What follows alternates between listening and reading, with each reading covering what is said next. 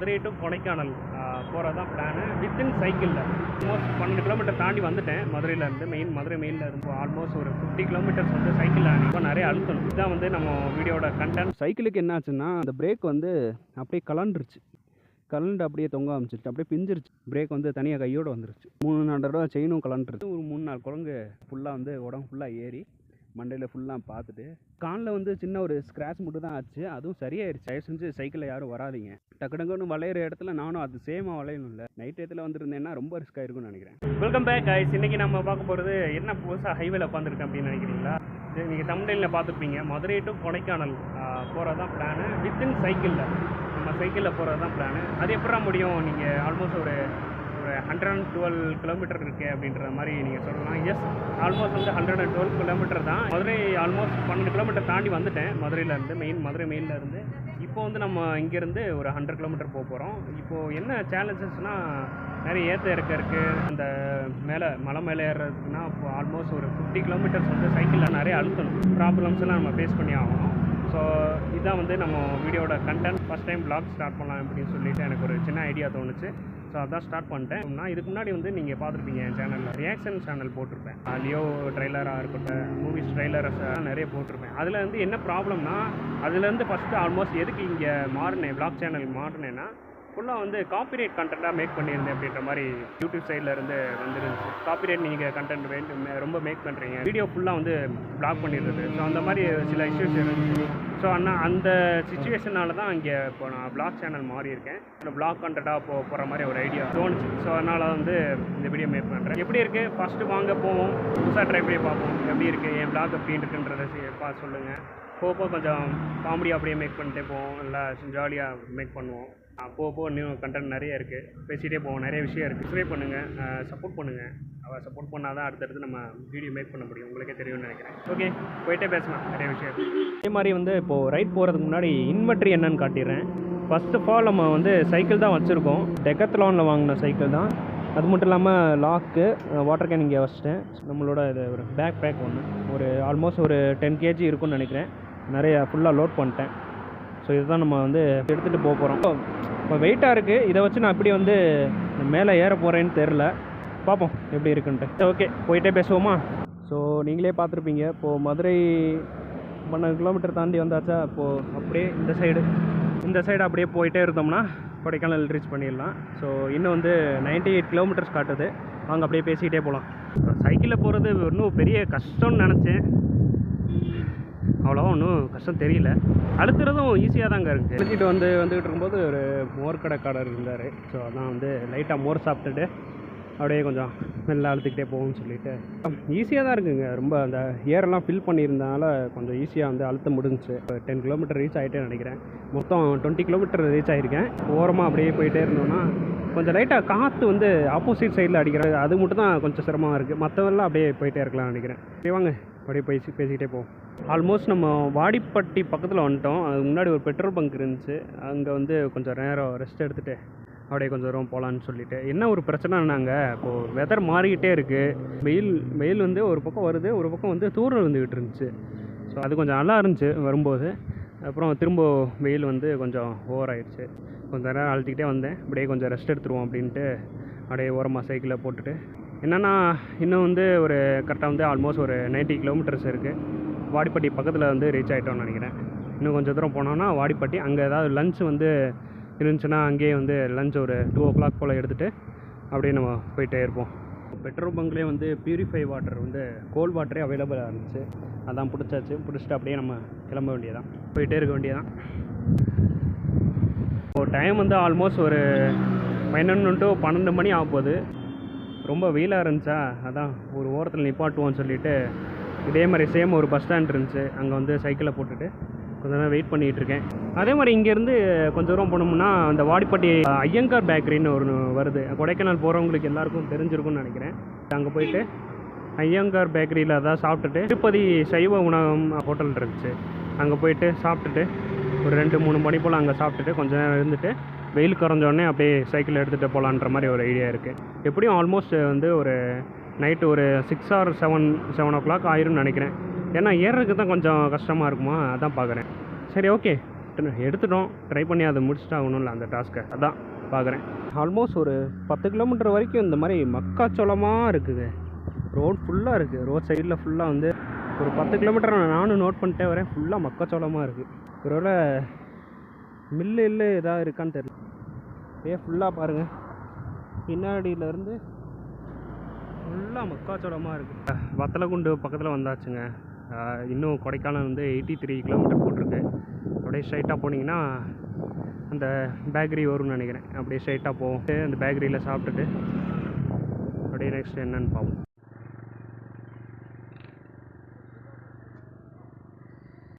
Almost 70 kilometres பக்கத்தில் இருக்குதுன்னு நினைக்கிறேன். திருப்பதி உணவகம்ன்றது நான் எக்ஸ்பெக்ட் பண்ணது பெரிய ஹோட்டலாக இருக்குன்னு பார்த்தா ரொம்ப சின்னதாக இருக்குது. அதுவும் பூட்டி இருக்குது. ஸோ அதனால் வேறு எங்கேயாவது சாப்பிட்டுட்டு அப்படியே கிளம்பலான்னு பார்க்குறேன். இப்போது நம்ம வந்து வத்தலகுண்டு பக்கத்தில் வந்துட்டோம். 8 கிலோமீட்டரில் வந்து வத்தலகுண்டு போயிடுவோம். ஸோ அதுக்கப்புறம் வந்து பழைய வத்தலகுண்டுன்னு ஒன்று இருக்குது. அது நியர்பையில் வந்து ஒரு ஸ்கூல் பஸ் ஸ்டாப் இருக்குது. அங்கேருந்து நம்ம வந்து மலை ஏற வேண்டியதுதான். ஃபுல்லாக வந்து இன்றைக்கி ரொம்ப சன் வந்து ஹெவியாக இருக்குதுன்னு நினைக்கிறேன். 42% இருக்குது. அதனால தான் கொஞ்சம் ஓரமாக நிப்பாட்டி அப்படியே கொஞ்சம் ரெஸ்ட் எடுத்துகிட்டு ஒரு 4 o'clock போல். இப்போ டைம் வந்து ஆல்மோஸ்ட் வந்து 3-4 ஆகுது. ஒரு 1 hour ரெஸ்ட் எடுத்துகிட்டு இப்போ தான் சாப்பிட்டேன். அந்த ஹோட்டலில் சாப்பிட்டேன். ஒரு ஹோட்டலில் கரெக்டாக ஒரு 1/2 hour அந்த மாதிரி இருந்துட்டு அப்படியே கிளம்பலான்ற மாதிரி ஒரு ஐடியா வச்சுருக்கேன். இங்கே என்ன சாப்பிட்டேன்னா குஸ்கா சாப்பிட்டேன். குஸ்கா அவ்வளோவா நல்லா இல்லைன்னு நினைக்கிறேன். என்னென்னா சைக்கிளில் வர்றதுனால அப்படியா என்னன்னு தெரில. அதே மாதிரி வந்து பெட்ரோல் பங்க்கில் வந்து பாத்ரூம் ஃபெசிலிட்டிஸ்லாம் நிறைய இருந்துச்சு. கோல்டு வாட்டராக இருந்தாலும் சரி, ஹாட் வாட்டராக இருந்தாலும் சரி, அது வரைக்கும் நல்லது தான். அப்படியே இது வரைக்கும் நல்லது. கொஞ்சம் இலக்குது, அதான் பேச முடியல. வத்தலகுண்டு நெருங்கியாச்சு. ஒரு 7 கிலோமீட்டர் தான் இருக்கும்னு நினைக்கிறேன். போயிடலாம், ஒன்றும் பிரச்சனை இல்லை. மலை ஏறுறது தான் என்னன்னு தெரில, அதான் யோசிச்சுட்டு இருக்கேன். குரங்கெல்லாம் வரும், அதான் யோசிக்கிறேன். ஸோ அந்த மாதிரி கேட்டகரியில் ஏறிட்டாங்க. லாக் சைடில் அவ்வளோவா ஏறுன்னு இல்லை. நான் தான் ஃபஸ்ட் டைம் நினைக்கிறேன்.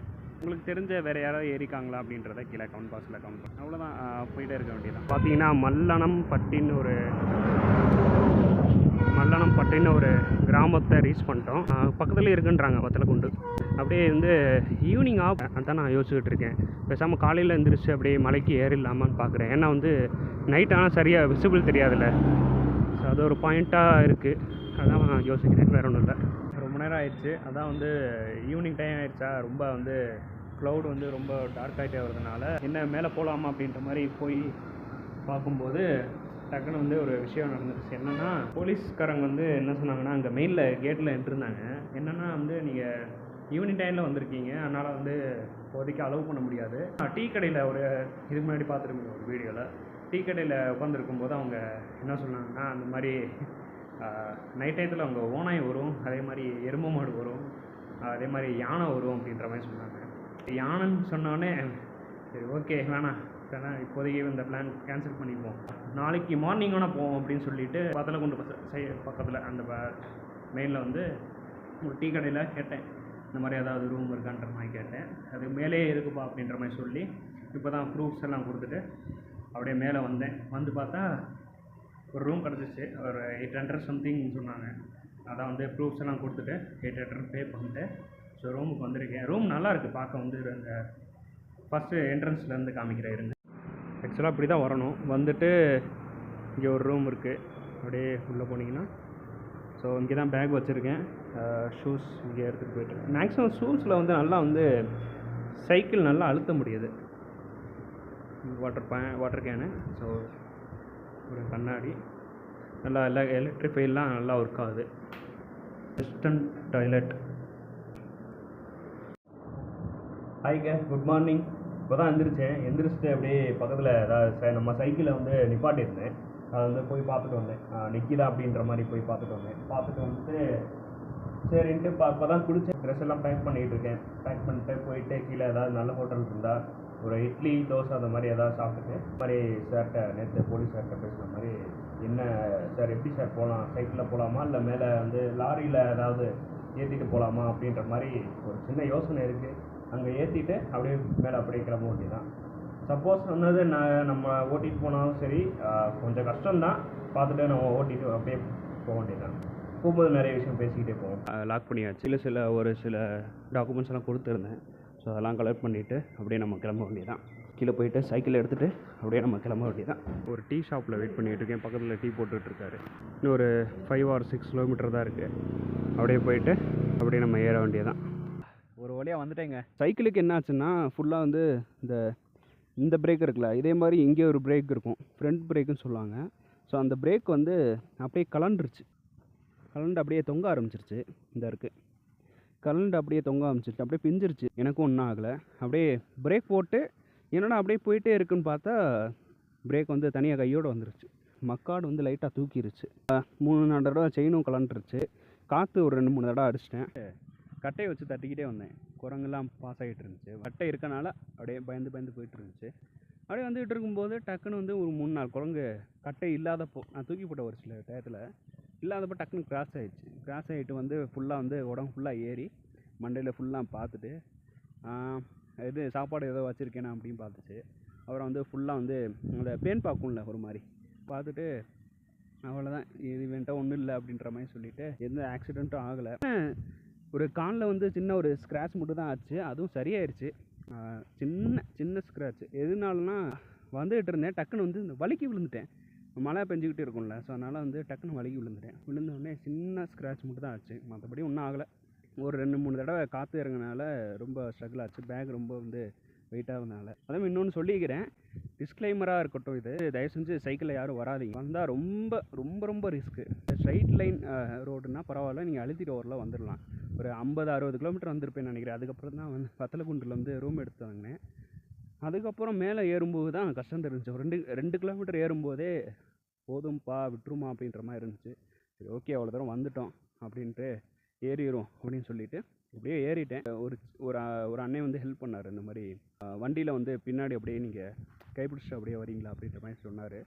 ஆனால் நான் யோசித்தேன், ஏன்னா வந்து அவர் டக்குன்னு வளையிற இடத்துல நானும் அது சேமாக வளையணும்ல. நான் இருக்கட்டும், நான் அப்படியே நடந்துனா வந்துடுறேன், நடந்து இல்லைனா அழுத்திட வேண்டிய இடத்துல அழுத்திட்டு வந்துடுறேன் அப்படின்ற மாதிரி சொன்னேன். சரின்ட்டு அவரும் போயிட்டார்.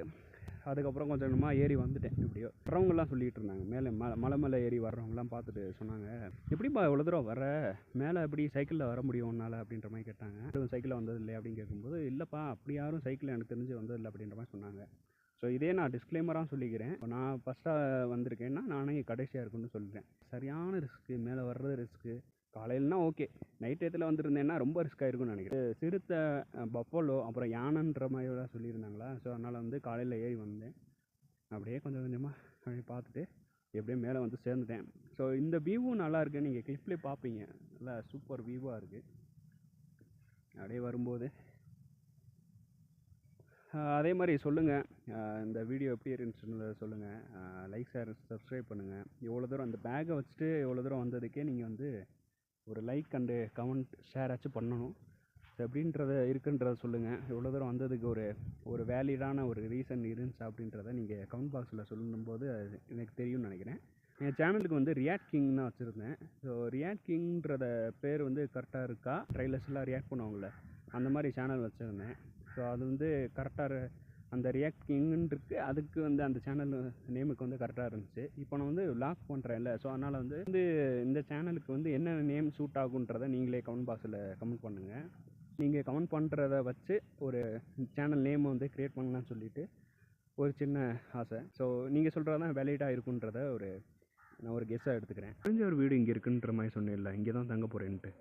ஸோ அவர் வீடு பார்த்தீங்கன்னா அப்படியே இந்த வீடு தான். நம்ம உள்ளே போய் உங்களுக்கு ஃபுல்லாக காட்டுறேன். என்னென்னா அவர் கிறிஸ்டின் ஃபேமிலியை சேர்ந்தவர் இவர். ஸோ நல்லா ஹெல்ப் பண்ணுவார். என்னென்னா ரெண்ட் அவ்வளோ கேட்க மாட்டார். அதாவது சாப்பாடு வாங்கி கொடுத்தா ஓகே அப்படின்ற மாதிரி சொல்லிடுவார்.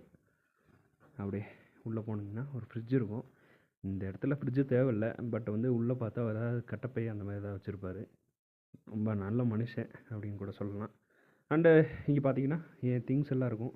ஹெட்ஃபோனு, இந்த டேப்லெட்ஸு, இங்கே தேவைப்படுற டேப்லெட்ஸ் எல்லாமே எடுத்து வச்சுருப்பேன். அப்படியே இங்கே ஒரு டிவி இருக்குது.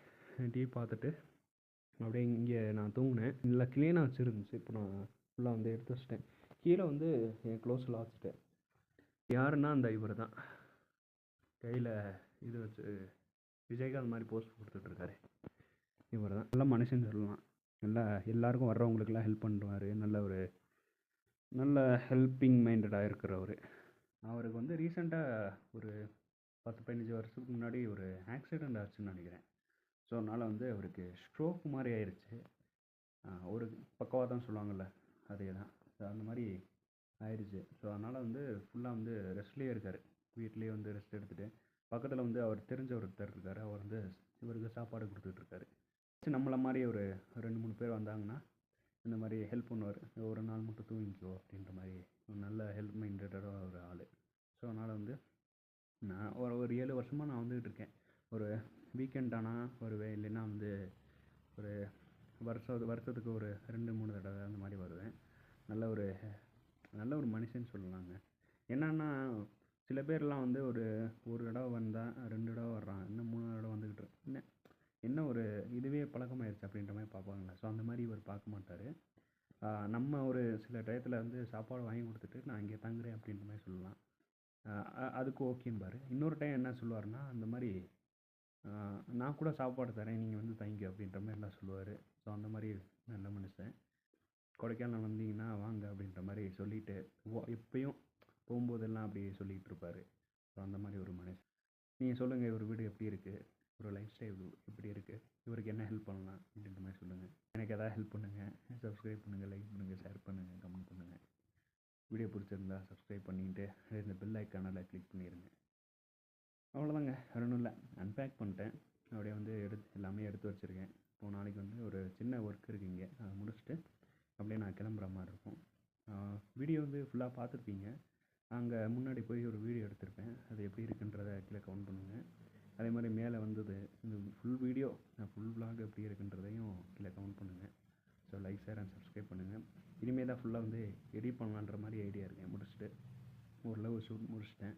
இப்போ வந்து ஃபுல்லாக எடிட் பண்ண போகிறேன். எடிட் பண்ணிவிட்டு அந்த எடிட்டு வந்து அவுட்டில் உங்களுக்கு தெரியும்னு நினைக்கிறேன். எப்படி இருக்குன்றதை கீழே கமெண்ட் பாக்ஸில் கமெண்ட் பண்ணுங்கள். வேறு எப்படி நம்ம சேனலை கொண்டு போகலான்றதையும் கீழே கமெண்ட் பாக்ஸில் கமெண்ட் பண்ணிட்டு லைக், ஷேர் அண்ட் சப்ஸ்கிரைப் பண்ணி சப்போர்ட் பண்ணுங்கள்.